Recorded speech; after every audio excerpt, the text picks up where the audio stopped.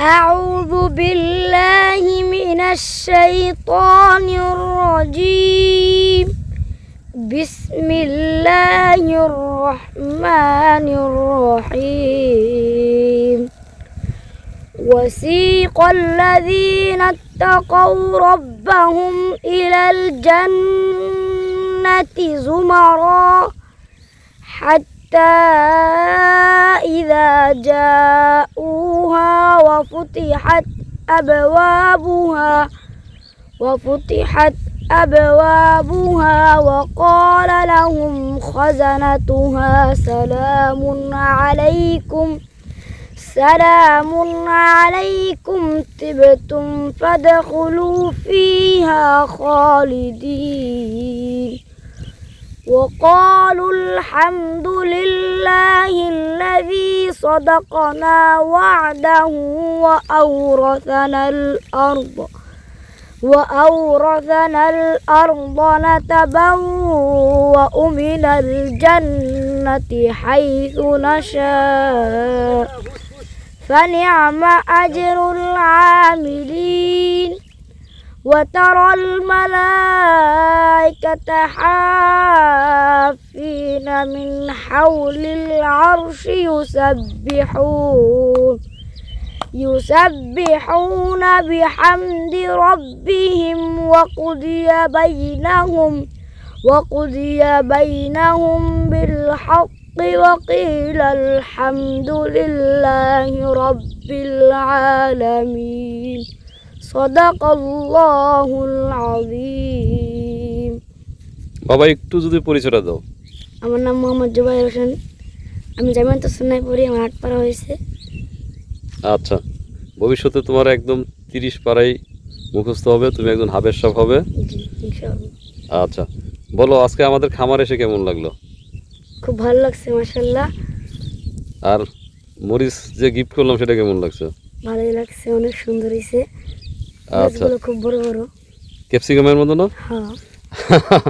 আমাদের জমিতে সবচেয়ে সুন্দর ওই একটা গাছ আমার ভালো লাগছিল, তুমি আসার পর মনে হয়েছে যে এটা তোমার জন্য। কারণ হচ্ছে কি, আমি মানে ধর্মীয় জ্ঞান আমার খুব বেশি নেই, তবে টুকটাক তো জানি। আমি একটা জায়গায় পড়ছিলাম, আল্লাহ তাআলার কালাম যার ভিতরে আছে, আল্লাহ তাআলা তাকে ওই পর্যন্ত ওখানে সর্বোচ্চ সম্মানিত করে তুলে। তো এই মরিচ কিন্তু আমি কোনো দিনই ওই গাছ থেকে তুলি নাই। তো আজকে মনে হয়েছে যে এই মরিচগুলো মনে হয় আমি সেই জায়গায় দিতে পারছি যে যার ভিতরে আসলে কোরআনের আলো একদম 8 পারা মুখস্থ। ভালো থাকবো বাবা, না? আর তুমি আসছো কার সঙ্গে? আমার আব্বুর সঙ্গে। তোমার বাবার নাম কি? মোহাম্মদ সেলিম মৃধা। সেলিম মৃধা। সেলিম ভাই আসেন একটু আপনার সঙ্গে কথা বলি। দর্শক, সেলিম ভাই হুট করে চলে আসছে। তো সেলিম ভাইয়ের সঙ্গে আমার পরিচয় হচ্ছে যে পরিচয়ই নাই। সেলিম ভাইকে দেখলাম যে আমরা কাজ করছিলাম, তখন দেখি সেলিম ভাই পিছন দিকে এসে আমাদেরকে নক করলেন।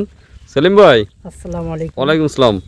সব শুরুর আগে একটা কথা বলি, আজকে এই খামারের যাত্রা প্রায় 6 মাস। জি।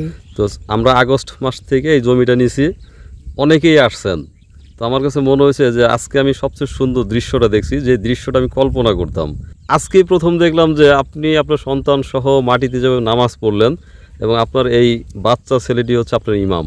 মানে আমার মনে হলো যে আমার খামারের সবচেয়ে সুন্দর দৃশ্যটি আজকে আমি দেখলাম।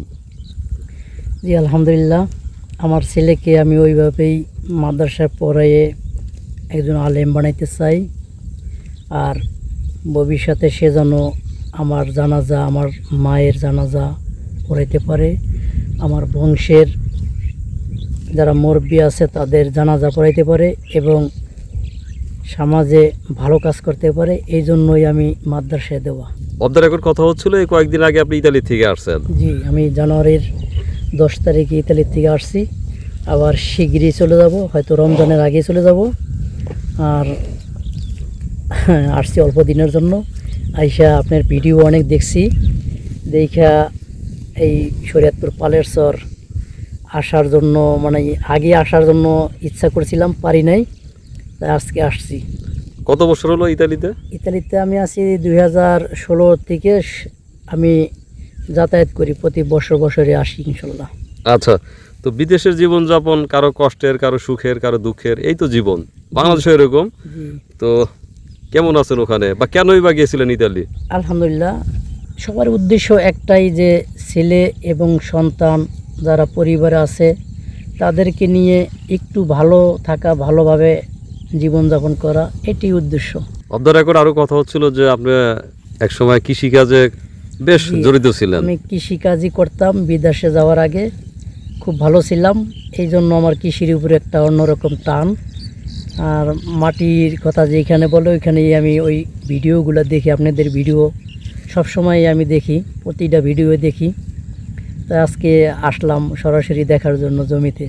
এই পদ্মার চর অনেক বিশাল বড় চর, এই চরে অনেকেই জীবনযাপন করতেছে, অনেকেই খুব সুন্দরভাবে ফসল আছে, কালো জিরা আছে, আপনার ধনিয়া আছে,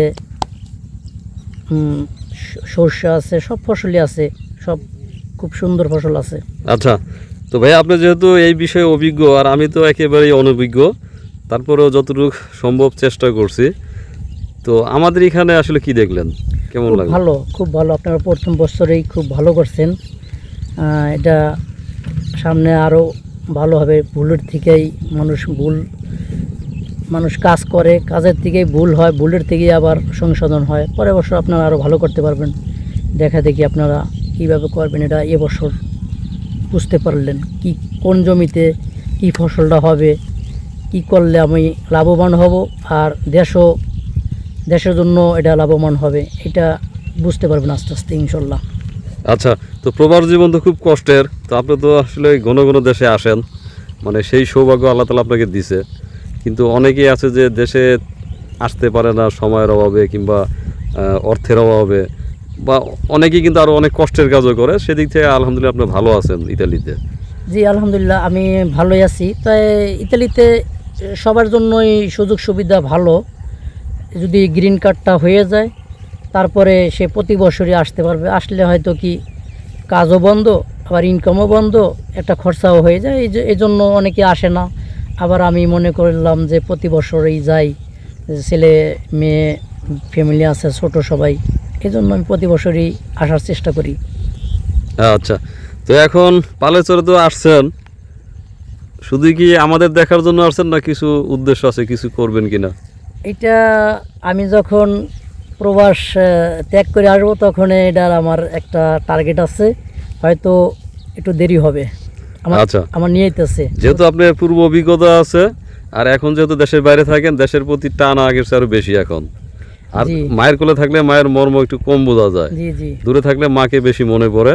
হয়তো যখন অবসর জীবনে যাবেন বা ওখানকার পাট চুকে দেশে আসবেন, তখন হয়তো আলহামদুলিল্লাহ বড় কিছু করবেন। হ্যাঁ, আমার নিয়েইতেছে।